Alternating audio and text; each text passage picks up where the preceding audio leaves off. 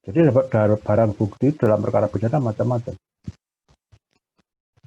Ada yang kelihatan secara fisik besar, kayu gelondongan itu. Ada yang kelihatan lembut, kecil, sabu-sabu dan sebagainya. Nah itu kan juga sama dengan tersangka. Resikonya kalau sekaligus akan hilang di jalan, rusak dan sebagainya. Oleh karena itu penyerahannya adalah pada tahap kedua. Ini yang di bawah ini. Kalau nanti tahap pertama BAP-nya sudah sempurna. Kemudian tujuan yang ketiga adalah kenapa 2 kali diserahkan, untuk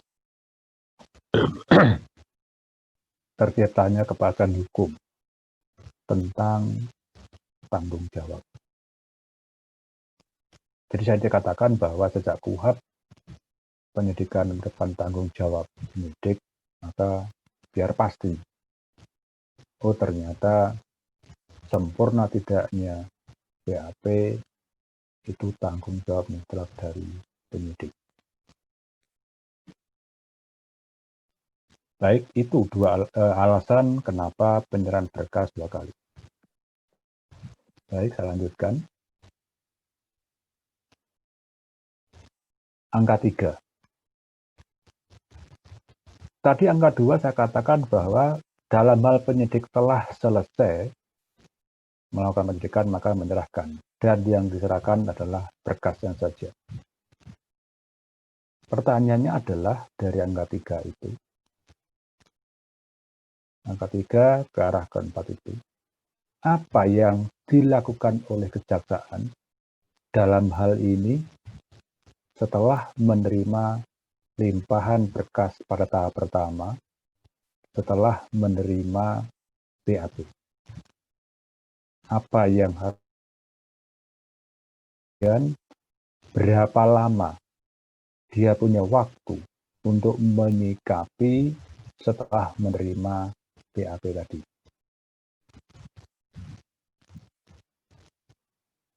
Kejaksaan dalam hal ini yang ditunjuk adalah tadi jaksa peneliti mempunyai waktu 14 hari.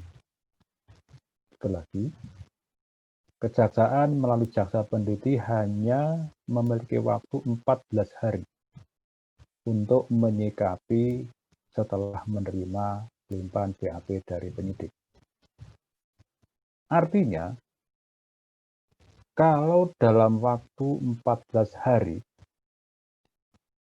kejaksaan diam saja, tidak ada reaksi, berarti BAP tersebut sudah dianggap sempurna. Dalam contoh tadi, berita acara penyidikan pembunuhan atas nama tersangka Bejo misalnya, sudah dinyatakan sempurna. Kalau selambat-lambatnya dalam waktu 14 hari tidak ada jawaban atau kabar dari kejaksaan. Sehingga dari 8 ayat 2 tadi langsung ke bawah ini, ya, 110 ayat 3 dan 182 B di sini langsung penyerahan tahap kedua, yaitu penyerahan tanggung jawab tersangka dan barang bukti. Apabila dalam waktu 14 hari BAP sudah dianggap sempurna karena tidak ada kabar berita dari kejaksaan. Tetapi dalam praktek peradilan jarang terjadi seperti itu. Ibarat hubungan antara mahasiswa dengan dosen penuntut kredit, tidak ada cerita proposal. Proposal itu ibaratnya adalah BAP tadi. Langsung ACC sempurna, nggak ada cerita. Tentu ada kekurangannya.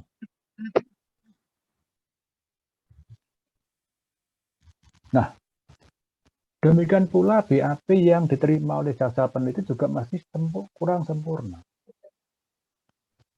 Oleh karena itu, di dalam praktek peradilan,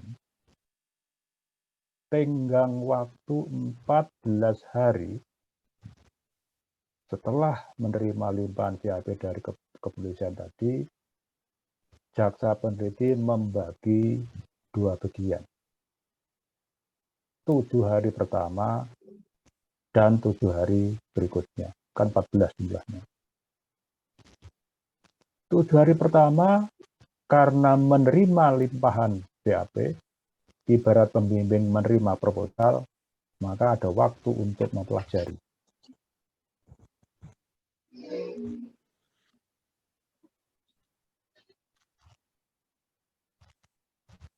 Nah, dari hasil mempelajari selama 7 hari atau 1 minggu, kalau ada kekurang sempurnaan, maka 7 hari berikutnya dipakai jaksa peneliti untuk memberitahukan kepada penyidik. Perhatikan angka 5. Jadi angka 5 itu adalah pemberitahuan dari peneliti kepada penyidik bahwa BAP yang sudah diterima ternyata masih kurang sempurna. Masih ada hal-hal yang harus dilengkapi. Angka 5. Kemudian angka 6. Angka 6 disusuli dengan pengembalian BAP yang belum sempurna disertai dengan petunjuk-petunjuk untuk melengkapi. Yang harus dilengkapi dilakukan oleh penyidik. Ibaratnya proposal dari pembimbing dikembalikan kepada mahasiswa agar proposalnya diperbaiki. Oke. Berarti BAP sudah dikembalikan lagi kepada penyidik untuk dilengkapi. Kembali ke merah lagi.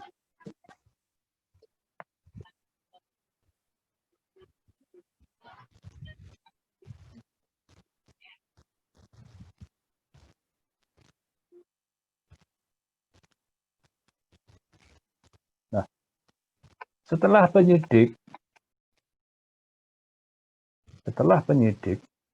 menerima limpahan kembali dari jaksa peneliti tentang kekurang lengkapan, kekurang sempurnaan,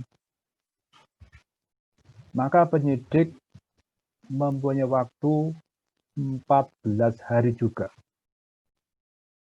Sekali lagi, penyidik setelah menerima pengembalian berkas dari jaksa peneliti yang tidak lengkap tadi, mempunyai waktu 14 hari juga untuk melengkapi sesuai dengan petunjuk yang diberikan oleh jaksa peneliti. Pertanyaannya adalah, kalau sebelum 14 hari atau maksimal 14 hari sudah bisa melengkapi, maka angka 7. Angka 7, 110 ayat 3 junto 181 ada tulisan lengkap BP, lengkapi berkas perkara. Maka mengembalikan lagilah BAP yang sudah disempurnakan oleh penyidik ke penuntut umum. Dari situ ada orang berpendapat bahwa pra penuntutan itu tenggang waktunya 28 hari. 14 hari pertama ada di kejaksaan, 14 hari berikutnya ada di kepolisian karena dikembalikan tadi. Nah, sekarang muncul pertanyaan lagi. Apa iya betul penyidik yang sudah melengkapi sesuai dengan petunjuk dari jaksa penuntut itu sudah sama sesuai dengan petunjuknya? Apakah betul mahasiswa yang sudah menerima pengembalian proposal atau draft skripsi itu bisa memenuhi sesuai dengan sarannya pembimbing? Jawabnya adalah belum tentu demikian. Masih juga ada yang kurang. Sehingga secara normatif 28 hari pra penuntutan, tapi dalam praktek bisa lebih dari itu. Bisa lebih dari itu. Ibarat skripsi tadi itu, kalau sampai 1 tahun mahasiswa tidak mampu menyelesaikan proposalnya, berarti tidak mampu, harus ganti judul. Normatifnya begitu. Nah, sekarang kalau sudah 28 hari habis waktunya, dan ternyata menurut pendapat jaksa peneliti BAP masih juga belum sempurna, bagaimana? Kan terus mundur nggak karu-karuan.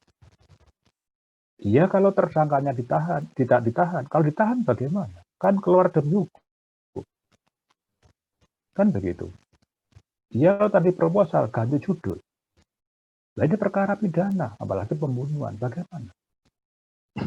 Karena kebetulan pembunuhannya adalah pembunuhan yang luar biasa, mutilasi dan sebagainya itu, yang susah pembuktiannya. Solusinya adalah, kalau sudah diberi petunjuk, kasarannya penyidik tidak mampu menyempurnakan BAP sesuai dengan petunjuk yang diberikan oleh jaksa peneliti, solusinya adalah mengeluarkan SP3 yang pada pertemuan yang lalu sudah saya jelaskan, mengeluarkan surat pemberitahuan penghentian penyidikan. Boleh. Karena dipandang buktinya belum cukup. Dua alat bukti yang sah, sebagaimana dikehendaki oleh pasal 183 KUHP, itu belum terpenuhi. Karena nanti akan menjadi bumerang bagi jaksa kalau bukti yang tidak kuat dilimpahkan ke pengadilan, tentu akan bebas. Nah, yang paling depan yang malu adalah jaksanya, GPU-nya, karena tidak bisa membuktikan dakwaannya. Sekali lagi, itu solusinya. Cuma kadang-kadang gengsi, saling tuding-menuding. Saya sudah melengkapi petunjuk, tapi masih disalahkan. Saya dulunya sudah menangkap tersangka, taruhannya nyawa. Karena pada waktu tangkap tersangka bacuri dan sebagainya, terpaksa tembak hati. Kok suruh menghentikan? Ya udah. Kalau penyidik enggan, malu mau menghentikan penyidikan, terima aja oleh kejaksaan tadi.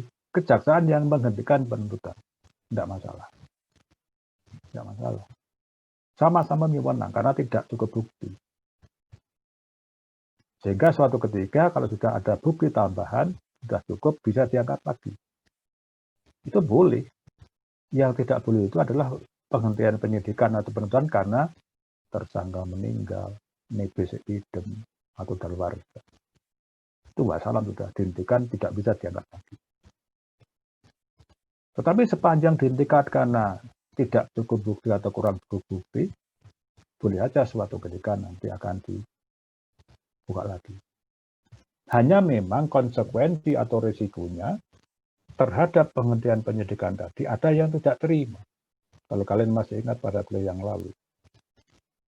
Siapa yang tidak terima? Kalau kasus pembunuhan ya korbannya, keluarga korban. Bagaimana ini? Saya sudah kehilangan keluarga. Kok dihentikan begitu saja perkaranya? Sehingga konsekuensi risikonya di pra-peradilan siapa yang menghentikan penyidikan itu. Masih ingat kan?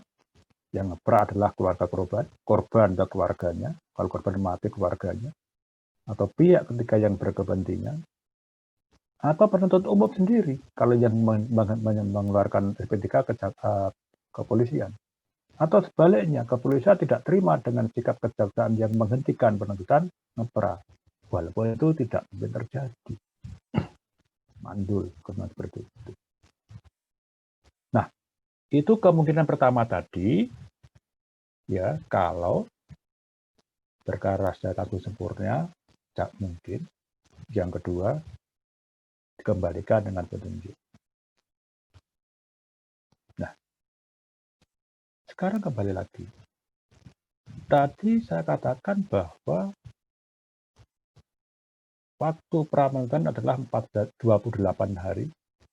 14 hari pertama ada di kejaksaan, 14 hari yang kedua ada di kepolisian untuk penyempurnaan. Ketika ada di kejaksaan, 14 hari tadi terbagi dua. 7 hari pertama adalah untuk mempelajari membaca BAP, dipelajari. 7 hari yang kedua adalah untuk mengembalikan disertai dengan petunjuk apabila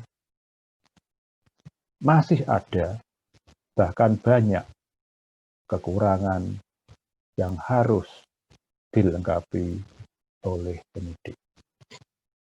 Pertanyaannya adalah, pada waktu 7 hari pertama yang oleh jaksa peneliti digunakan untuk mempelajari BAP, itu apa saja yang harus dipelajari sehingga nanti untuk mengetahui lengkap tidaknya BAP yang dikirim oleh penyidik itu. Ada 2 hal yang harus diteliti oleh jaksa peneliti ketika menerima limpahan berkas dari penyidik, yaitu kelengkapan formil dan kelengkapan materi.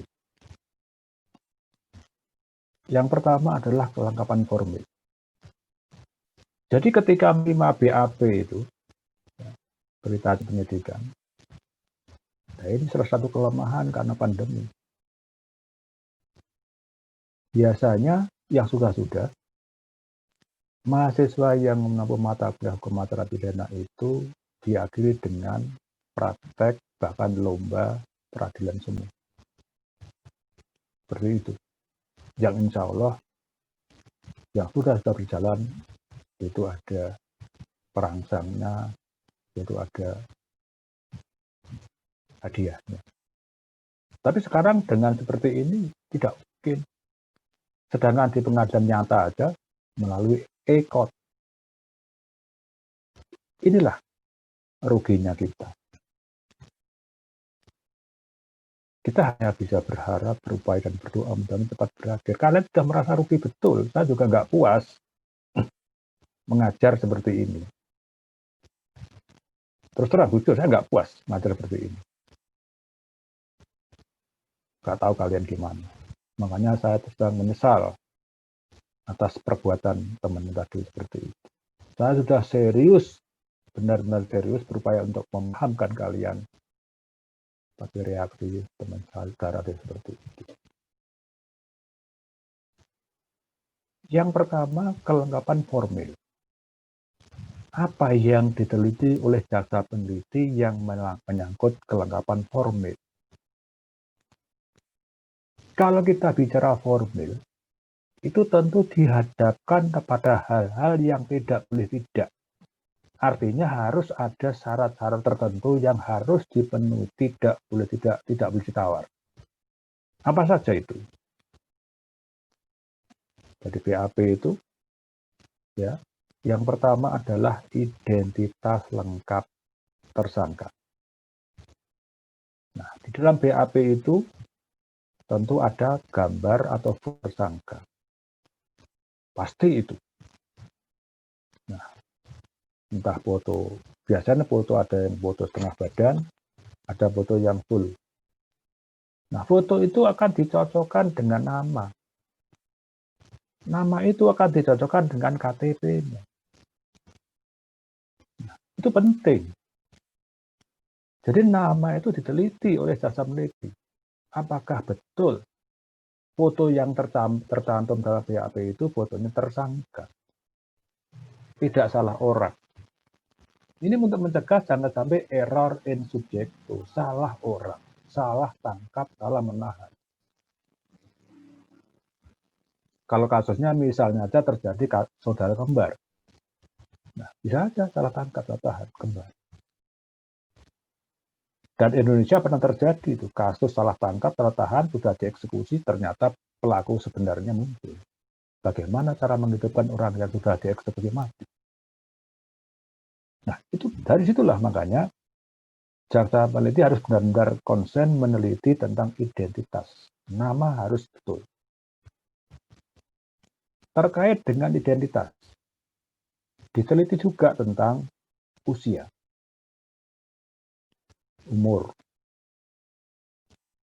Di situ dilampirkan nggak sama penyidik KTP-nya.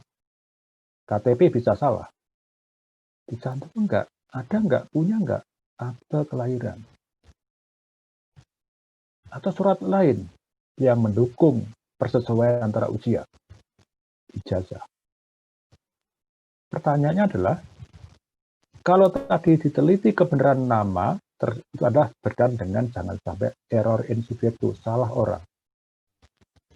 Nah, sekarang apa pentingnya diteliti tentang usia? Pentingnya adalah berkaitan dengan batas pertanggungjawaban pidana. Sekali lagi, berkaitan dengan batas pertanggungjawaban pidana antara pelaku dewasa dan pelaku anak. Jangan sampai nanti ketika sidang dieksepsi oleh penasihat hukumnya bahwa terdakwa ini masih anak. Kenapa disidangkan menurut orang dewasa? Nah, ternyata antara dokumen uraian di dalam BAP dengan dokumen KTP dan dokumen akte kelahiran nggak nyambung. Ternyata usianya masih di bawah 12 tahun. Nah, karena usianya di bawah 12 tahun, menurut Undang-Undang Sistem Peradilan Pidana Anak, belum bisa ditetapkan sebagai tersangka. Nah, itu pentingnya usia. Yang bisa ditetapkan sebagai tersangka anak adalah ketika sudah minimal 12 tahun. Nah, atau bisa juga belum 12 tahun tapi sudah pernah menikah. Punya anak, tidak penting. Nah, itu pentingnya tentang usia harus diteliti oleh jaksa peneliti. Jangan sampai nanti pengadilannya beda. Walaupun sama-sama pengadilan negeri, tapi pengadilan negeri dewasa dan pengadilan negeri anak. Apalagi pekerjaan. Pekerjaan juga harus diteliti. Ini pentingnya adalah dalam kaitannya dengan kejahatan. Karena ada kejahatan yang dilakukan karena jabatan. Contoh, penggelapan. Ada penggelapan biasa 372, ada penggelapan ringan 373, ada penggelapan karena jabatan. Bendahara, apapun lah. Saya ingat, saya pernah mengeksepsi sebuah dakwaan karena salah di dalam menempatkan identitas terdakwa dengan surat dakwaan. Terdakwa didakwa melakukan penggelapan, saya eksepsi salah, bukan 372, karena dia sebagai bendahara. Seharusnya penggelapan dalam jabatan 374. Apa enggak malu? Kalau kalian sebagai penuntut umum, sebagai JPU, hal yang sepele kan? Nah, diteliti juga masih kelengkapan formil. Kalau di dalam perkara itu, tersangka ditangkap, ditahan, dicek sama jaksa peneliti, ada nggak surat tugasnya, ada nggak surat perintah penangkapan, ada nggak surat perintah penahanan. Kalau nggak ada, berbahaya. Membuka peluang untuk diperadilankan. Karena penangkapan penahanan tidak sah. Kenapa nggak sah? Karena tanpa didukung oleh dokumen yang sah untuk itu, yaitu surat perintah penangkapan maupun penahanan. Sepele lagi, diteliti. BAP tadi sudah ditandatangani belum sama penyidiknya? Kan sepele. Tidak bisa di pengadilan katakanlah, mohon maaf, lalai, lupa, tidak bisa, salah ketik. Itu hal yang tidak lumrah dalam praktek peradilan. Nah, itu antara lain tugas dan tanggung jawab peneliti setelah menerima iman berkas pada 7 hari pertama. Yang kedua, meneliti kelengkapan material. Materinya diteliti. Tadi hal yang formal tadi, ini materinya. Tadi saya berikan contoh kasusnya adalah pembunuhan. Pembunuhan itu intinya adalah kejahatan terhadap nyawa. Sasaran adalah nyawa. Ada pembunuhan biasa, ada pembunuhan berencana. Nah, 338 dan 340. Angkanya beda. Nah, kemudian ada penganiayaan berat yang berakibat meninggal. Sudah lain. Sama-sama nyawanya hilang, tapi ada hilang seketika, dan hilang seketika itu direncanakan, dan hilang sudah memakan waktu beberapa lama, baru meninggalkan dirawat. Nah, dalam hal ini misalnya dalam BAP itu penyidik hanya menyantumkan pembunuhan biasa. Padahal faktanya dari hasil pemeriksaan saksi ada jeda waktu untuk berpikir tenang. Oleh karena itu, dikembalikan. Itu apa yang terjadi, perbuatan pidana tadi. Dikembalikan, tolong penyidik dilengkapi, ditambahkan pasal tentang pembunuhan berencana. Juga ditambahkan, suruh nambahkan, kalau ternyata meninggalnya adalah tidak seketika, tapi setelah melalui jeda dirawat di rumah sakit. Tambahkan, penganiayaan berat yang direncanakan yang berakibat meninggal. Nah, itu tentang penelitian materi yang menyangkut tentang apa yang terjadi. Perbuatan pidananya apa. Kemudian yang B, yang diteliti oleh jaksa peneliti adalah siapa pelakunya dan saksinya siapa saja. Artinya jangan sampai salah orangnya atau termasuk berapa orang jumlah pelakunya. Apakah seorang, tunggal, atau lebih? Kalau pelakunya lebih dari satu, ternyata penyidik tidak menyuntukkan atau mengkaitkan dengan ketentuan tentang penyertaan pasal 55 KUHP. Dikembalikan. Dia sebagai pelaku atau sebagai pembantu 56 dikembalikan. Saksi-saksinya juga, apakah dia memenuhi syarat formil dan material untuk jadikan saksi, diteliti.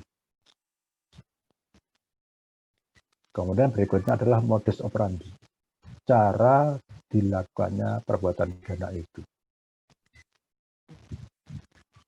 Dalam pembunuhan tadi, apakah pembunuhan itu dilakukan seorang, dua orang, dengan rencana, atau tidak? Siang hari, malam hari, beda. Pencurian siang hari dengan malam hari beda. Pasal yang diterapkan. Satu orang dengan dua orang, kalau siang hari juga berbeda. Nah, ini kaitannya dengan penentuan ketentuan pasal juga. Biasa, memberatkan, atau meringankan. Mengambil sepeda motor di kampus, di halaman kampus dimanapun. Kebetulan kontaknya tertinggal, langsung kabur, dengan menggunakan anak kunci palsu, itu sudah beda. Modus operandinya karena dia menggunakan anak kunci palsu, walaupun satu orang sama-sama siang hari, itu pencurian dengan pemberatan. 363 bukan 362. Itu modus operandi. Yang berikutnya diteliti juga tentang lokes dan tempus diksi. Lokes, lokasi, TKP, tempat dilakukannya perbuatan pidana. Apakah TKP itu benar-benar nanti menjadi kewenangan dari pengadilan negeri? Misalnya, kalau TKP-nya terjadi di Kunir sana, yang itu masuk wilayah Lumajang, kenapa dilimpahkan di Kejaksaan Jember? Salah. Walaupun dalam hal-hal tertentu dimungkinkan saja, tapi kejaksaannya nggak boleh salah. Dulu di Lumajang, kalau kalian pernah ingat ada kasus Kancil, pembunuhan itu. Karena situasi kondisi di Lumajang sangat tidak kondusif, maka pengadilannya adalah di Surabaya. Itu ke dalam kasus tertentu karena nggak kondusif. Tapi jaksanya tetap Kejaksaan Negeri Lumajang, nggak boleh yang lain. Hanya tempat mengadilinya adalah karena dirasa tidak aman, dialihkan ke yang lain. Waktu melakukan kejahatan diteliti. Untuk apa pentingnya? Apakah waktu melakukan kejahatan itu masih anak atau sudah dewasa? Karena nantinya berkaitan dengan pengadilannya pengadilan anak atau pengadilan orang dewasa. Kemudian, waktu antara terjadinya kejahatan dengan dilaporkannya atau dengan diadukannya, kalau itu delik aduan, sudah daluarsa atau belum. Waktu terjadinya kejahatan itu sudah ada belum ketentuan yang mengatur, sehingga tidak menabrak asas legalitas. Kalau sekarang di Jawa dilaporkan kumpul kebo, sampai sekarang belum ada ketentuan yang mengatur, misalnya. Sehingga kalau dipaksakan, belum ada melanggar kumpul kebo, tidak ada di KUHP. Nah, itu pentingnya tempus delicti, waktu dilakukan kejahatan itu diteliti. Kemudian akibat hukum yang terjadi, tentu namanya apapun itu pasti merugikan. Hilangnya nyawa akibatnya mati. Kerusakan kerugiannya berapa. Nah, itu juga diperhitungkan. Jangan sampai salah. Kemudian yang terakhir, berkaitan dengan kelengkapan material yang diteliti adalah motif. Motif latar belakang kenapa sih seorang itu membunuh. Kenapa seseorang itu mencuri? Kenapa seseorang itu menganiaya? Nah, ini nantinya berkaitan dengan kualifikasi juga dari perbuatan pidana yang akan disangkakan ataupun yang akan didakwakan. Itu semua dimaksudkan dalam rangka jangan sampai nanti setelah BAP dinyatakan sempurna oleh jaksa peneliti, kemudian dibuat dakwaan, jangan sampai lepas dari tuntutan.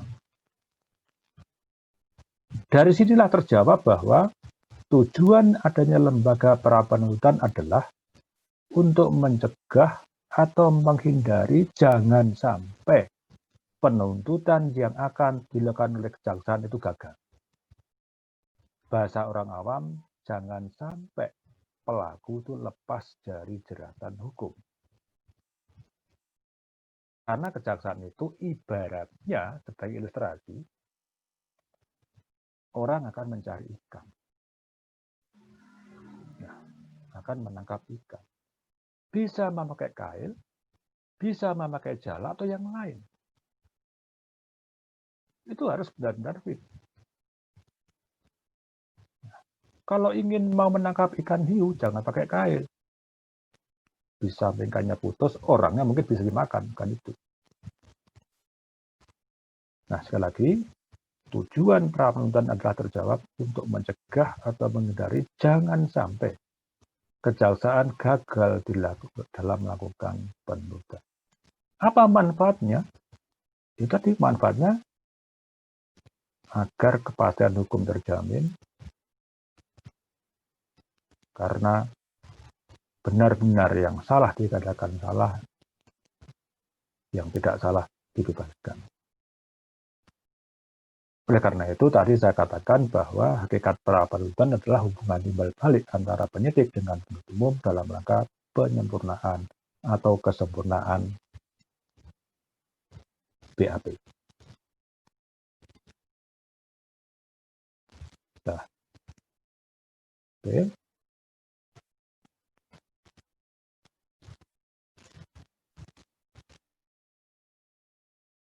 Tempat saya sudah jam 14:04, berarti sudah sesuai dengan jadwal.